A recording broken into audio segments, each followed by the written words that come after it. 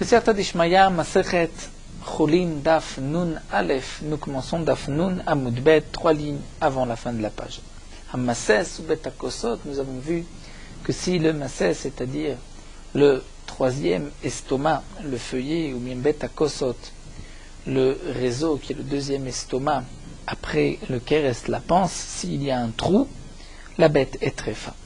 La Gemara nous rapporte une braïta, Tanu Rabbanan, Machat Shenimtset Beove Bet Akosot. On a trouvé une aiguille, Beove à l'intérieur, dans l'épaisseur, c'est dans la paroi de Bet Akosot, du réseau du deuxième estomac de la bête.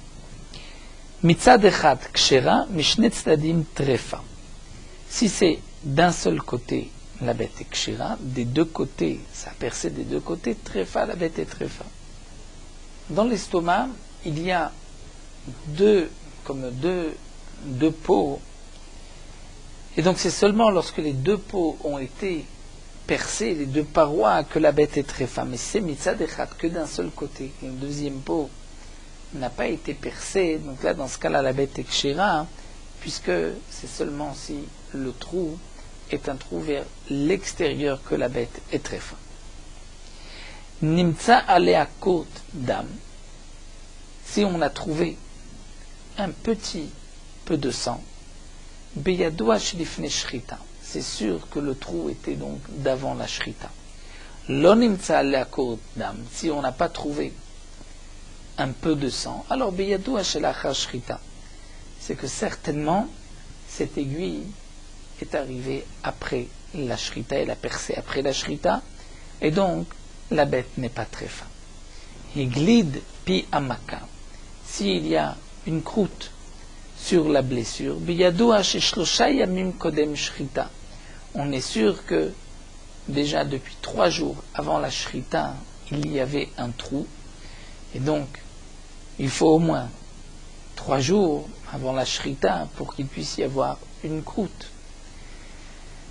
Si on sait que dans les 3 jours avant la shrita, la bête était déjà tréfa, donc nous dit Rashi, si on l'a acheté dans les 3 jours de la shrita, c'est mekartaout, on peut retourner chez le vendeur et lui dire, tu nous as vendu une bête qui était tréfa, et le mocher, le vendeur, doit rendre l'argent.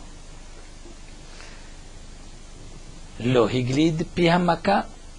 Si il n'y a pas de croûte sur la plaie, alors amotzi mechavero alavaraya. Puisqu'il y a un doute, est-ce que c'était avant l'achat, après l'achat? Donc dans ce cas-là, on dira, celui qui veut faire sortir l'argent de son prochain, c'est à lui d'apporter une preuve. Et donc puisque l'acheteur a déjà payé et qu'il veut récupérer son argent du vendeur, à lui d'apporter une preuve que c'était avant la shrita. S'il ne peut pas, donc il ne pourra pas récupérer son argent.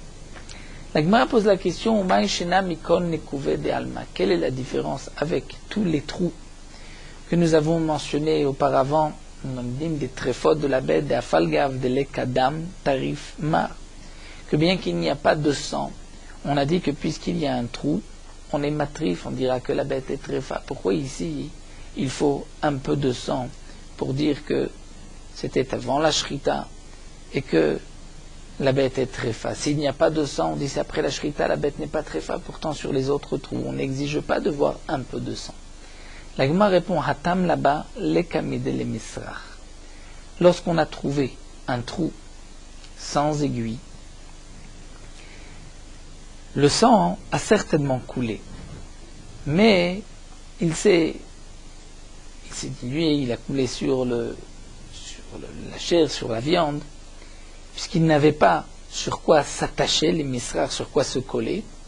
Et donc même si on ne trouve pas de tache de sang, puisqu'il y a un trou, la bête est très fin. Mais acha ici, kevandi kamachat, puisqu'il y a une aiguille. Alors imita de kodem shrita, ou si le trou était avant la shrita, misrar avait sarir, il y aurait eu du sang qui aurait collé sur l'aiguille. Et donc si on ne trouve pas de sang, c'est la preuve que c'était après la shrita et la bête est kshira. Donc là où le sang sur l'aiguille a où se coller, donc le sang est la preuve que c'était avant la shrita. S'il n'y a pas de sang, c'est que c'est après la shrita. Mais si de toute manière le sang n'a pas où s'arrêter, se coller. Donc dans ce cas-là, même s'il n'y a pas de sang, on dira que la bête est très fin. Amar le Rav Safra, le Abaye Rav Safra, dit Abaye Chazemar. Regarde, Vodarav, Haït Surba Merabanan, ce Talmid Chacham de Atam et Maharava, qui est arrivé de Maharava de l'ouest d'Eretz Israël, Ve Amar, et il a dit Rav Avira Shemani, mon nom, comme Shemi, mon nom est Rav Avira. Ve Amar, et il a rapporté la chose suivante. Il a dit Maaseh ou Balifne Rebi. Le cas s'est présenté devant Rebi de Macha, d'une aiguille chez Nimtset Beove Betakosot, qu'on a trouvé dans le deuxième estomac dans le réseau. Mitzad Echad d'un côté, Vetarfa, et il a dit que la bête est très fin. C'est étonnant, comment la bête est très fin d'un seul côté. Shalachle, Abaye, a envoyé un messager, a demandé à Rav Avira de se rendre chez lui. Lo ata le gabé, Rav Avira n'est pas venu. Azalou le gabé, alors Abaye lui-même s'est déplacé.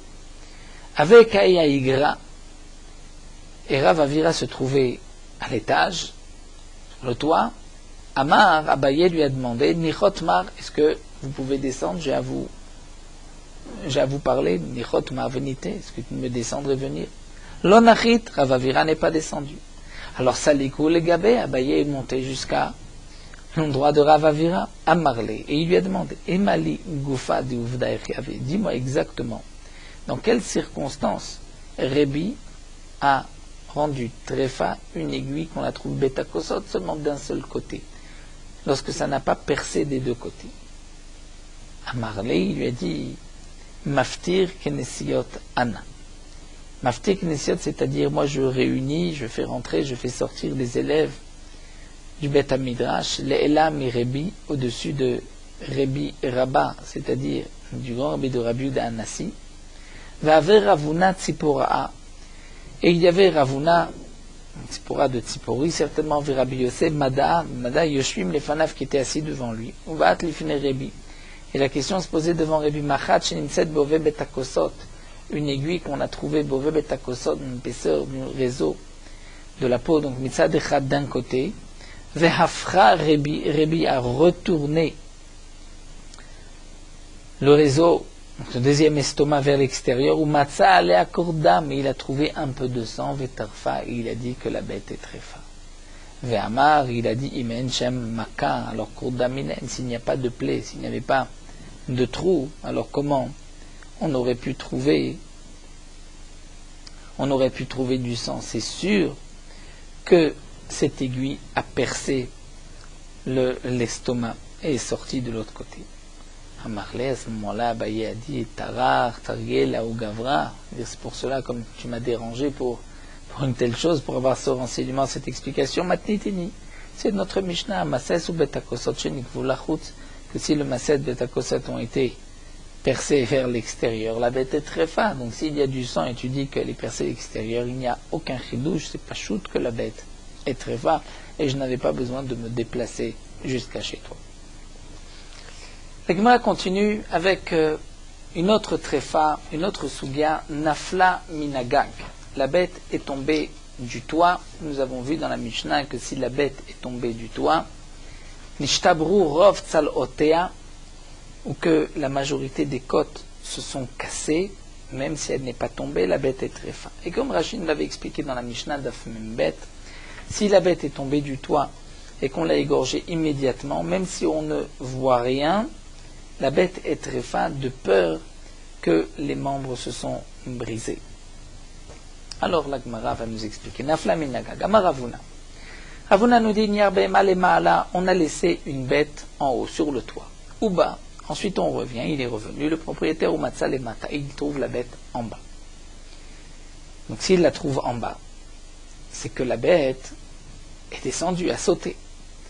Si elle a sauté, est-ce qu'elle est Nafla Minagag, elle est tombée, et que donc on devrait craindre que peut-être ses membres se sont brisés, se sont écrasés? Non. On ne craint pas que ses membres se soient brisés.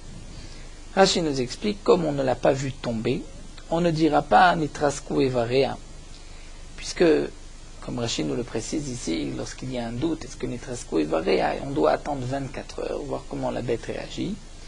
Si la bête va bien, au bout de 24 heures, on pourra l'égorger. Là, en choshishim, on peut l'égorger tout de suite. Pourquoi? Étant donné que si la bête est descendue, elle est descendue de par elle-même. Donc dans ce cas-là, on ne craint pas que Nitrasko et Varea, que les membres sont brisés, c'est seulement si elle est tombée, mais pas si elle-même a voulu descendre. Nous allons voir par la suite la différence. Aou Gadia. Il y avait un Gdi, un agneau, un chevreau, des Avel et les Ravina, que Ravina avait, qui appartenait à Ravina. Et ce Gedi se trouvait sur le toit. Et il y avait une fenêtre à ce toit. Et ce Gedi, sur des Chazé Chouchla, a vu d'en haut de l'orge épluchée, Beipuma, c'est-à-dire en face de cette fenêtre sur le toit. Dagar, il a sauté, Nafal, il est tombé, Meigra, les haras du toit sur le sol. Atua, les Kamed et Ravashi. On a apporté la bête devant Ravashi pour poser la question, quel est le din? Si donc ce Guidi a sauté de haut en bas, peut-être qu'il y a un problème de Rissou Kevari. Amarley qui leur a dit Hada Maravuna Inyar. C'est-à-dire qu'on a posé la question ainsi à Ravashi. Hada Maravuna, ce que Ravuna a dit, que Inyar Be'malema Oba Matzalemat Entoshim Shum Rissou Kevari, que si on laisse une bête en haut, on la retrouve en bas, on ne craint pas qu'elle soit tombée, que les membres se soient brisés. Pourquoi Mishum Deitla Midale Misrach? Parce que si elle a voulu descendre du toit, elle avait où s'attraper sur le mur, et donc elle n'est pas tombée d'un coup, on ne craint pas qu'il y ait Rissou Kavarim. Vehaï, mais ici, let le Midale Misrach, étant donné que c'est une fenêtre au milieu du toit, et elle a sauté sans pouvoir s'attraper, on est sur les murs, donc dans ce cas-là, peut-être qu'il y a eu Rissou Kavarim. Odilma, ou peut-être que non. En vérité, pourquoi on ne craint pas le Rissou Kavarim? Dilma Mishum de Amdan Nafsha. Parce que la bête, lorsqu'elle veut sauter de par elle-même, elle va elle-même évaluer est-ce qu'elle peut sauter sans se faire mal. Et donc, Vehainame Amdan Nafsha. Et donc, ce qui dit, s'il a sauté, c'est que certainement auparavant, il a évalué la situation, il a vu qu'il pouvait sauter sans se briser les membres. C'est l'instinct de la bête.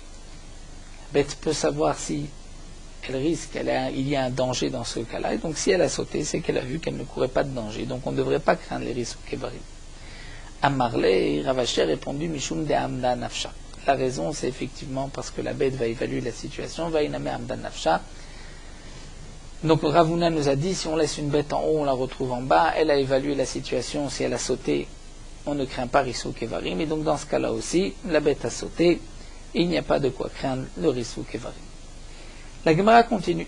Ha'i imrata. Il y avait une brebis d'Ave Beraf Chaviva, qui était chez Raf Chaviva, de Avu Shadran Kar'e Batraite. Que les pieds traînaient, les pieds de derrière qui traînaient. Amar Raviemar a voulu dire Ha'i Shigruna Nakte. Cette bête, Shigruna Nakte. Le terme Shigruna est un mot, d'après le Harouch, est un mot grec qui signifie que la bête a mal au pied, a une douleur à ce pied, Shigruna Nakte, mais ça ne veut pas dire que la bête est très forte. Atkifla Ravina dit, mais dit ma chut hashidra ifsik. Peut-être que c'est le chut hashidra, c'est-à-dire la moelle épinière qui s'est cassée, qui s'est brisée, donc c'est pour cela que cette bête traîne son pied. Batkwa, on a vérifié, Ashkechua Kiravina, on a vu qu'effectivement le chut hashidra était coupé. Et malgré tout, Diagma Ilcheta Kiravima, la halakha est comme Raviema, que lorsqu'on voit une bête où la patte derrière traîne, on va dire c'est qu'elle a une douleur, mais elle n'est pas très forte, on ne dira pas que c'est la moelle épinière qui s'est brisée. Pourquoi? Shigruna Shriyar, Kutashidra le Shriyar. Il est plus fréquent que ce soit ce problème de Shigruna plutôt que Kutashidra, même si c'est vrai que dans le cas de Ravina, il s'est avéré que c'est un problème de Kutashidra, mais ce n'est pas fréquent. Donc lorsqu'on voit une bête qui traîne son pied, on dira que la bête, en vérité, il y a eu cette douleur Shiguna, et la bête Ekshera. Amar Ravuna continue nous enseigne Zechari, Mamenakrim, des béliers qui vont se disputer avec leurs cornes, bien qu'ils se donnent des coups, on ne craint pas que peut-être les membres se sont brisés. Même si on voit que les béliers sont souffrants, ont mal, on dira Tsimra Be'alma ou Denakitle. C'est juste une sorte un peu de chaleur. Il s'est échauffé, mais ça ne veut pas dire que les membres sont brisés, la bête n'est pas très faim.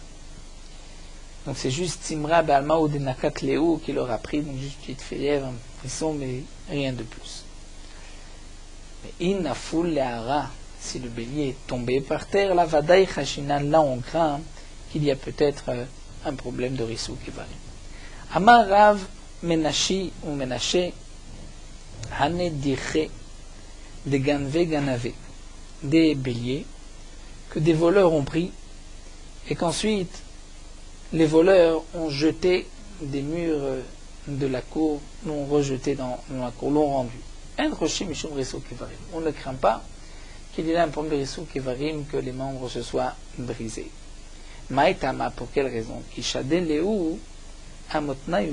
Parce que lorsqu'ils les jettent, ils avaient l'habitude de les jeter à Motnaï sur les hanches et pas sur le dos, donc on ne craint pas que les membres se soient brisés. Et pourquoi ils les jetaient de cette manière? Qui est ri de l'hérité Kamayou, afin qu'ils puissent courir devant eux. Donc lorsque les voleurs rentraient dans une maison, prenaient un bélier, qu'ensuite ils voulaient le faire sortir, donc ils faisaient sortir du mur de la maison, mais ils le jetaient de cette manière pour qu'ils puissent courir. Donc là c'est lorsqu'ils les volent. La Gemara continue à adrinu, mais lorsqu'ils vont les rendre, c'est-à-dire que si ensuite ils veulent les ramener et les rendre, lorsqu'ils les ont volés, on considère qu'ils ont fait en sorte que les béliers vont bien tomber pour qu'ils puissent courir. Mais lorsqu'ils les rendent à Adrinu, Vadaï Chayshinan, on craint qu'ils les aient jetés n'importe comment, et donc il peut y avoir un problème de Rissou Kivrim. Mais seulement d'Adrinu Mahmatira, lorsqu'ils ont rendu par crainte, qu'on va dire ils n'ont pas fait attention comment ils vont le jeter. Aval Mahmat Tshuva. Mais si c'est parce qu'ils ont fait Tshuva, alors Tshuva, Malietarou, de Avdé, certainement que les voleurs sont repentis, ont voulu faire une vraie Tshuva, et donc ils ont jeté le bélier de la même manière que la première fois, c'est-à-dire sur les hanches, et il n'y a pas de crainte de Rissouk et Vari. Amar Rav Yuda, Amarav, Rav Yuda continue nous enseigne le nom de Rav. Ika al Rocha. Si un homme a pris un bâton et il a frappé la bête sur la tête, Vehal Chala Klape Snava. Mais en frappant, c'est-à-dire qu'il a pris un long bâton, il a frappé sur la tête, mais il a atteint aussi avec son bâton les hanches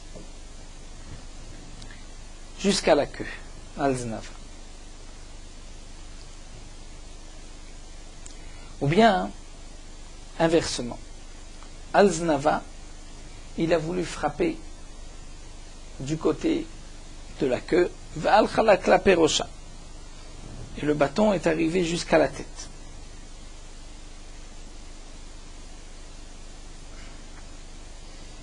Même si le bâton m'a frappé tout le long de la colonne vertébrale, on ne craint pas qu'il y ait un problème ici de Rissouk et Varim, que les membres se soient brisés. Mais dans le cas Vehi Shalim Chutra Apalge de Gaba Chashina. Mais s'il s'est terminé le bâton, il n'était pas suffisamment long, et au milieu de la colonne vertébrale, le bâton s'est arrêté, il n'était pas plus long que le milieu de la colonne vertébrale, là dans ce cas-là, alors Chashinan, on craint qu'il y ait eu un Rissou Kevarim par le coup. Si le bâton est arrivé à frapper toute la colonne vertébrale, on ne craint rien, mais c'est au milieu, on craint. Veid bakitre, et s'il y a des nœuds, et Rashi explique des nœuds, c'est-à-dire l'endroit où la branche se divisait pour des petites manches sur les côtés, Donc s'il y avait dans le bâton des quitrés, ce qu'on va appeler des nœuds, donc partie de la branche qui fait encore de brindilles, alors Chaïchina, là on craint qu'il y a peut-être un problème de Risouk et Varim par ces quitrés. Vei marié à Pasquet, Chaïchina. Et si il a frappé à Pasquet, Rachid dit avec interruption, c'est-à-dire il a frappé sur la largeur de la bête, là dans ce cas-là on craint qu'il y ait donc Risouk et Varim. Donc tout dépend par le coup, parfois par le coup la bête on peut craindre que les os se soient brisés. Amar Rav Nachman nous dit Bet Arechem en bo mishum Risouk et Varim. Bet Arechem, Rachid nous dit c'est lorsque un veau est né et que la matrice était étroite. On ne dira pas en rosheshim, de dire que peut-être lorsque le veau est sorti, il s'est brisé les membres. On ne dira pas une telle chose, on peut l'égorger le jour même, il n'est pas nécessaire d'attendre 24 heures. Amar le Rava le Rav Nachman, Rava dit Rav Nachman, Tana le Messayer Lecha, nous avons une preuve, un Tana, qui dit comme toi, Tinok ben Yom Echad, un Tinok, un enfant de un jour, donc de sa naissance, Metame Beziva, il deviendra impur Beziva, c'est-à-dire s'il sort du Zov de cet enfant, il sera impur dès le premier jour. Oui, si tu dis qu'un enfant, donc un veau qui naît, puisque la matrice était étroite, il peut y avoir Risouk et Varim, donc l'enfant aussi, il peut y avoir Risouk et Varim. Donc l'enfant a un statut de cholé, de malade. S'il est malade, il est indigne que le zov, c'est seulement, si c'est dire volontaire, entre guillemets, mais pas si c'est malgré lui, et pas si c'est par maladie.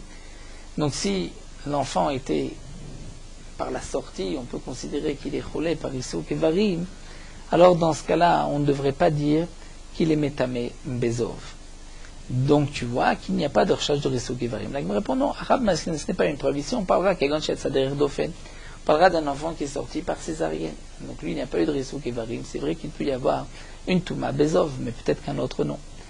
Tashma, l'agma va apporter une autre preuve. Egel shinolad be Yom Tov, shochatimoto be Yom Tov. Un veau qui est né le jour de Yom Tov, il n'est pas considéré comme mouxé, puisque la mère, on pouvait aussi l'égorger. Et on pouvait manger le petit grâce à la mère, puisque s'il est dans le ventre de la mère au moment de la shrita, comme nous verrons dans la souga de Ben Pakua, on peut se servir de la shrita de la mère pour le petit. Donc le petit est né Yom Tov, il n'est pas mouxé. Shochatimotov Yom Tov, on peut l'égorger Yom Tov. Si on considère que par la sortie, il peut y avoir Risouk et Varim, on devrait attendre 24 heures.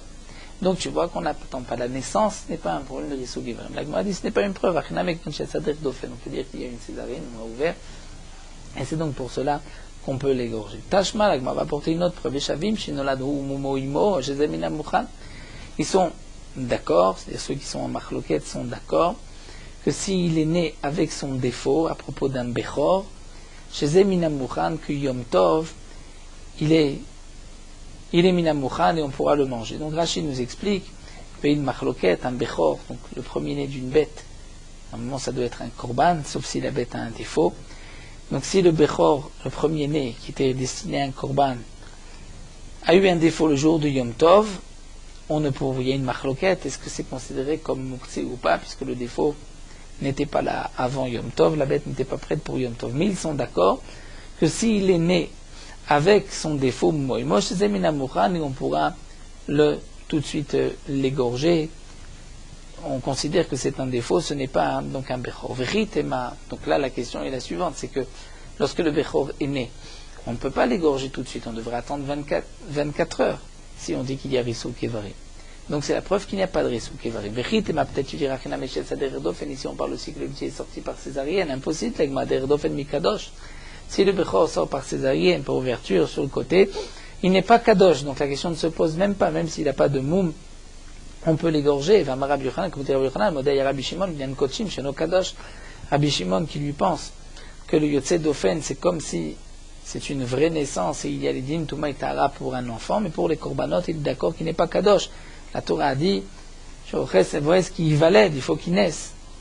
Donc, on ne peut pas dire que c'est un Bechor qui est né d'Eriofen, donc il est né par les voies naturelles, et malgré tout, on voit qu'on peut l'égorger tout de suite, donc c'est une preuve qu'il n'y a pas de Risouk et Varim. Là, me répondons à Rab Maskinan Shifrisat Gabekarka. Ici, on parlera dans le cas pourquoi on peut l'égorger tout de suite, il n'y a pas de crainte de Risouk et Varim, c'est qu'il s'est levé. Et puisqu'il s'est levé, comme nous verrons par la suite, une bête qui est tombée, si elle s'est levée, il n'est pas nécessaire d'attendre 24 heures. Ve'amar Rav Nachman, et Rav Nachman a dit, Bet hamidbachaim en bo mishum risuke varim. Lorsque on va faire coucher une bête, on va la pousser, la faire tomber, pour la coucher, pour l'égorger dans l'abattoir, en bo mishum risuke varim. On ne craint pas que les membres se soient brisés. Donc la bête ekshera, on n'a pas besoin de vérifier. Aoutoura, l'Agma nous rapporte qu'il y avait donc un taureau, une vache, des nafal qui est tombé dans le Bet Metabachaim. On a poussé qu'on a fait tomber. Vishtama kal negichute. Et sur le moment, on a entendu la bête se plaindre, pousser une plainte. Al Rabitzrak bar Shmuel bar Marta. Rabitzrak bar Shmuel bar Marta a été, Veshakal mishufre shufre. Il a pris des meilleurs morceaux de cette bête pour montrer que la bête ekshera, on ne doit pas craindre qu'il y a eu Risuk et Varim, puisqu'on est dans le Bet Medbachaim, c'est-à-dire ce n'est pas si haut.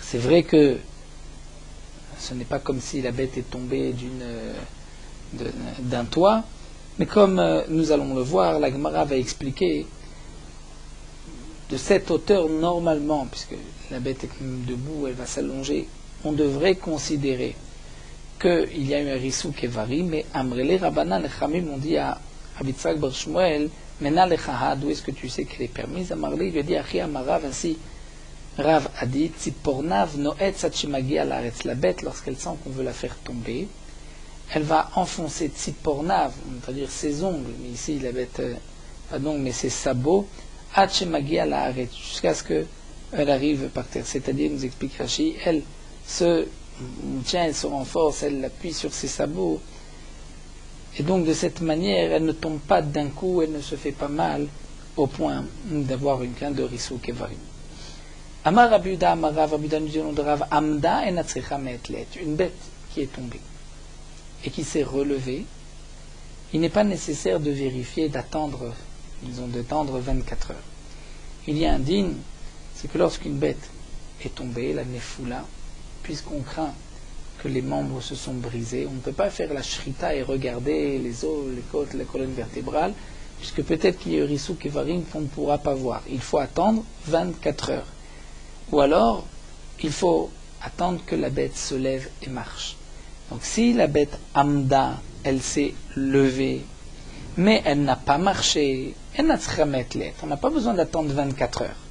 Si elle est couchée, on doit attendre 24 heures. Si elle s'est levée, on n'attend pas 24 heures, mais Bdika Vadaï Baya, il faut faire une vérification ensuite, lorsqu'on l'égorge, que la colonne vertébrale est intacte. Mais Halcha, si elle a même marché, là, elle n'a tzricha bdika.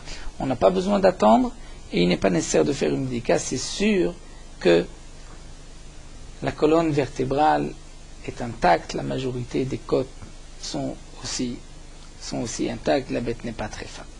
Rabbi Chia bar Rashi lui dit, Amar achadzo vachadzo tzricha bdika. Aussi bien dans le premier cas que le deuxième, c'est-à-dire Amda ou Alcha, il faut faire une vérification de la colonne vertébrale, la majorité des tzlot, pour être sûr qu'il n'y a pas de Risuk et Varim.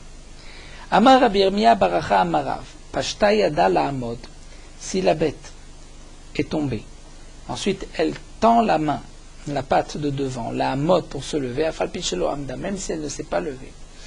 Ou bien, Akra ragla lehalech, elle était debout, elle lève son pied pour marcher, même si elle n'a pas été, c'est comme si elle a marché. Donc lorsqu'elle tend la patte pour se lever, même si elle ne s'est pas levée, c'est comme si elle s'était levée. Elle lève le pied pour marcher, c'est comme si elle avait marché. Rafrizda dit, si elle a voulu, ninera, c'est-à-dire, Rashi explique, même si elle ne tend pas la patte, mais elle s'est renforcée pour essayer de se lever, afal pichelo amda, même si elle ne s'est pas levée, c'est comme si elle s'est levée. On pourrait lire la parenthèse, il y a plusieurs versions, on va la lire, si elle est tombée du toit, bedeloyad a, c'est-à-dire elle ne savait pas, elle n'a pas pu, et elle n'a pas vu, puisque plus haut nous avons étudié que si la bête voit là où elle va tomber, elle évalue, elle réfléchit, est-ce que elle risque de se faire mal ou pas. Si elle saute, c'est qu'elle savait qu'il n'y avait pas de risque. Donc là, on parle d'une bête qui est tombée et elle n'a pas fait attention, donc elle n'a pas pu évaluer. Ve'amda, elle s'est levée, velo alcha, mais elle n'a pas marché. Tzricha bdika, on peut faire la shrita dans les 24 heures, mais on doit vérifier la colonne vertébrale et les côtes. Ve'na tzricha metlet, n'est pas nécessaire d'attendre 24 heures. Vim alcha, ici, elle a marché. Aflu bdika namelo tzricha, il n'est pas nécessaire de la vérifier. La Gemara continue, Amar Amimar Mishme de Ravdimi Minarde. Amimar dit au nom de Ravdimi de Narde. Nefula chez Ambrut Secha Bedika Keneged Benemaim. Une bête qui est tombée du toit, on doit vérifier. Cette vérification se fait Keneged, c'est-à-dire de la partie de la colonne vertébrale et des côtes qui se trouvent juste à côté même des entrailles. De peur que, nous dit Rashi, Keneged Benemaim, là-bas, ou peut-être la peau qui recouvre nos entrailles, peut-être qu'elle s'est déchirée berouba, ou bien peut-être que les dakim, les intestins, se sont percés. Amarle Marzoutra dit Achei Amre la Mishme de Rav Papa, ainsi on a dit au nom de Rav Papa, Tzricha Bdika Keneged Bet Halal Kulo. Il faut vérifier toute la partie creuse, c'est-à-dire le halal, le ventre de la bête, mais toute cette partie. Pourquoi? Puisqu'il faut voir si la colonne vertébrale est intacte, il n'y a pas des rouillottes vertébrales qui sont parties, où il faut vérifier aussi que la bête ne s'est pas brisée la majorité des côtes, les rof tzlaot. Donc il faudra vérifier kol achalal kulo. Amar le Huna lui a dit Mar bere de Rav Nachamia le Ravashiste, ainsi qu'on l'appelait Huna. Mar, le Barbéré, le petit-fils de Rav Nechemia, a dit à Ravashi, Simanim Mai. Est-ce qu'une bête qui est tombée, il faut vérifier les Simanim? Amarlé, il lui a dit, non. Simanim Kashinhen etzel Nefila.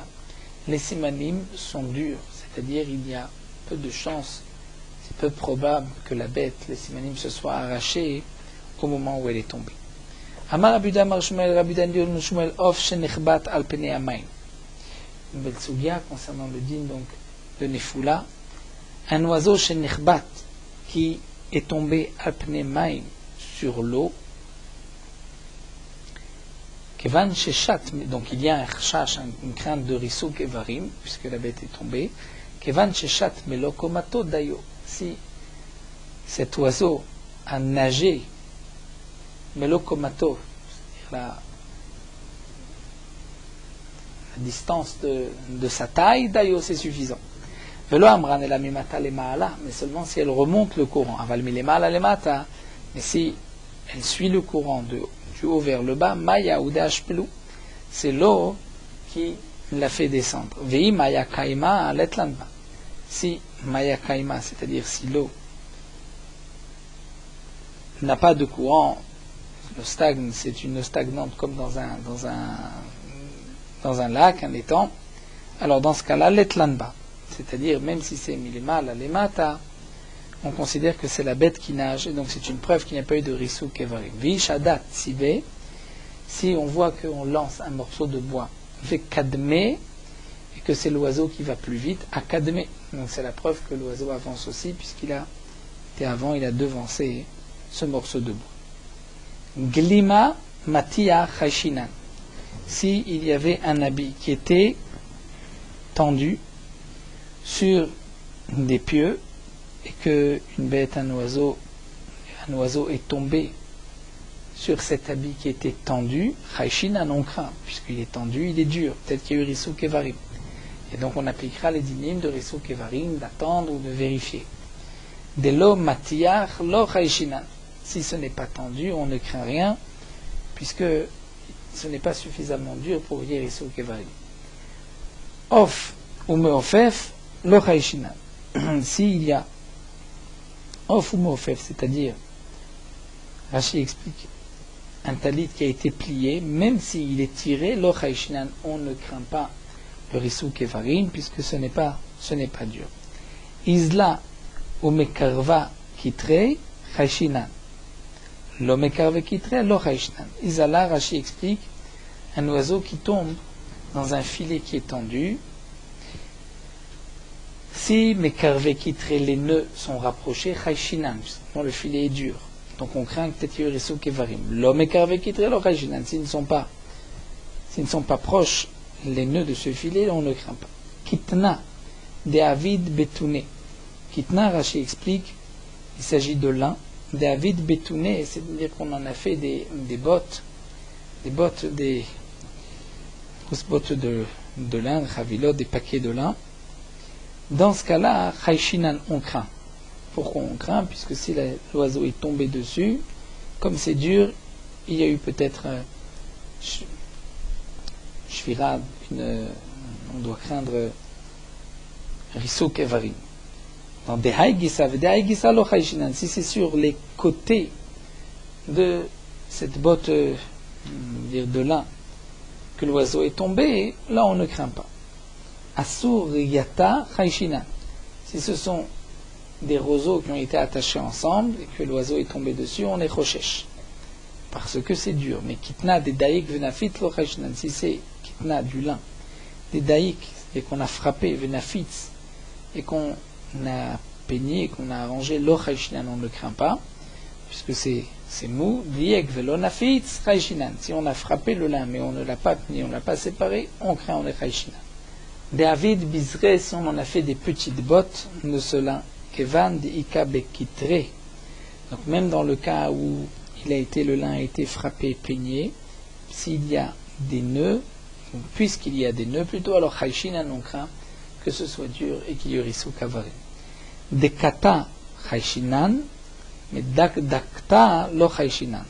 C'est-à-dire, Rashi explique, Dakta, si c'est des morceaux de lin, des fils de lin qui se sont détachés lorsqu'on va peigner le lin, là dans ce cas-là, Chayshinan, on craint, puisque si l'oiseau est tombé, ça peut être dur. Mais si c'est dakta, c'est-à-dire des fils de lin mais très fins, lo Chayshinan, on ne craint pas. Nivra Chayshinan, timrata lo Chayshinan. Rashi explique Nivra, c'est ce qui pousse tout autour des palmiers qu'on laisse sécher, qu'on sépare ensuite en lanières, on en fait des bottes. Donc tant qu'on n'en a pas fait des bottes, ça reste dur et donc on est choshesh. Mais timchata, si on en a fait des lanières, à ce moment-là, lo Chayshinan, puisque ça devient plus tendre. On voit aussi que kitma nehila Chayshinan, c'est-à-dire s'il y a de la cendre qui est passé dans une passoire, à ce moment-là la cendre devient dure et Chayshinan on craint, mais l'oneila, s'il n'a pas été, il n'est pas passé dans une passoire, il n'a pas durci, alors dans ce cas-là, lo Chayshinan. La Gemara poursuit, chol hadak, si c'est du sable fin, lo Chayshinan on ne craint pas, parce qu'il ne durcit pas, mais chol hagas, si c'est du sable mais qui est dur, c'est-à-dire Rachid nous dit il y a des pierres à l'intérieur qui vont briser l'oiseau, donc Chayshinan Risso Kevarim. Avak drachim, la poussière des chemins peut devenir dure et donc Chayshinan on craint, mais tivna, la paille, ve'avid bazga Chayshinan, de la paille, Rachid nous dit de blé ou d'orge, on en a fait bazga, c'est-à-dire une botte, on craint Chayshinan puisque ça devient dur. Lo avid vesga lo Chayshinan. Si on n'en a pas fait une botte, on n'est pas roche. Shrité. Vechol de minayu Chayshinan. C'est-à-dire du blé. Et tout ce qui est l'espèce du blé comme du seigle, s'il y a un tas de blé que l'oiseau est tombé, on est roché chez les c'est arrêt de l'orge. Vechol de minayu et tout ce qui ressemble à l'orge. Là, dans ce cas-là, Chayshinan, mais nous avons une autre guerre qui dit lo Chayshinan. On ne craint pas, c'est moins dur. Kol mine kitniot, en baim mishum risu kevarim. Toutes sortes de kitniot, des fèves, des petits pois, il n'y a pas de rechage de risu kevarim. Les barres, à l'exception min rubia, de rubia, parfois qu'on traduit, et rubia c'est des haricots, ou chimtse, haricots, des flageolets, chimtse, des petits pois, on traduit en baim mishum risu kevarim, il n'y a pas de rechage de risu kevarim si l'oiseau est tombé dessus, mais chimtse c'est des pois chiches, yesh baim mishum risu kevarim. C'est dur, il y a un rechage de Risso Kevarim. Klala de Milta, voici l'arrêt, Kolmide, Mashrik, tout ce qui glisse, en bo mishum risuk evarim, si l'oiseau est tombé, il n'y a pas de risuk evarim, mais l'homme ashri, yesh bo mishum risuk evarim. Si ça ne glisse pas, c'est dur, il y a risuk evarim. Davouk, Rashi traduit comme une sorte de colle qu'on mettait sur une planche, et que lorsque l'oiseau va s'envoler, il va s'envoler avec la planche, il colle la planche, et ensuite il tombe. Alors Ravashi charré, Ravashi dit c'est moutar, et Amimar Assar interdit. Bechad gapa de kolam alopligé des charrés, ici il n'y a qu'une seule aile qui s'est collée. Et donc, l'autre est libre, d'après tout le monde, c'est permis, on ne craint pas que l'oiseau, lorsqu'il est tombé, il se soit brisé les os. Pligé betre gapé. Chez là, c'est lorsque les deux ailes sont collées. Man de Assar, celui qui interdit à Marlecha, il te dira, comment l'oiseau va se relever, se porter si ces deux ailes sont collées. Donc l'oiseau qui est tombé, c'est sûr qu'il y a risou qui varie. Moment de charré, celui qui permet à Marlecha te dira Efshad de Nikum Aigve de Gapé. Il a la possibilité de se relever, de remonter, de se porter par Ikve, c'est-à-dire par le bout de l'aile. Et le bout de cette aile-là ne va pas coller. Ou encore, on peut dire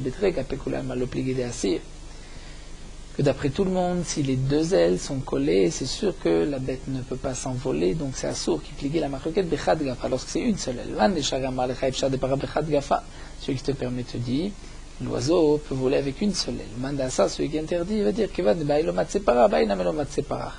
si l'oiseau ne peut pas voler avec une aile, il ne volera pas avec l'autre non plus. Si l'oiseau est collé par les deux ailes, c'est interdit. L'oiseau est certainement tombé et risou kevarim. Donc il faut attendre, l'oiseau marche, boire, et ensuite on pourra faire la shrita. C'est une seule aile charrée, c'est permis. Donc nous allons nous arrêter là. Terminons sur Meorot Halacha Daf Nun Aleph. Concernant le din de Bassar Bechalav, on voit que les Chachamim ont fait plusieurs xérot. Une des xérot, c'est combien on doit s'éloigner entre la consommation, on doit séparer la consommation de la viande et du lait. Lorsqu'un homme mange de la viande, à ce moment-là, il n'a pas le droit d'avoir sur la même table des aliments de lait, à base de lait. De même, lorsqu'un homme consomme du lait sur sa table, il ne peut pas y avoir de la viande sur la même table. Les Chachamim ont interdit, de peur qu'il risque de manger en même temps du lait et de la viande. La raison de cela, c'est parce que la viande en elle-même est permise, le lait en lui-même est permis, donc les gens ne se séparent pas ni du lait et de la viande. Donc si le lait et la viande se trouvent sur la même table, ils risquent de consommer, de ne pas faire attention. Le lait et la viande qui n'ont pas cuit ensemble, l'interdiction n'est que midera banane. Malgré tout, les Chachamim ont interdit de mettre du lait et de la viande sur la même table, bien que si on consomme, on ne transgresse qu'une avera des rabanan, donc on peut dire c'est une xéra, malgré tout les Chachamim ont interdit. De même, il est interdit de mettre du poulet sur une table où on mange des aliments de lait. De même, on ne pourra pas mettre du lait sur une table où on mange du poulet et de la volaille, bien que Bassarov Bechalav n'est assour que midi rabanan et pas minato.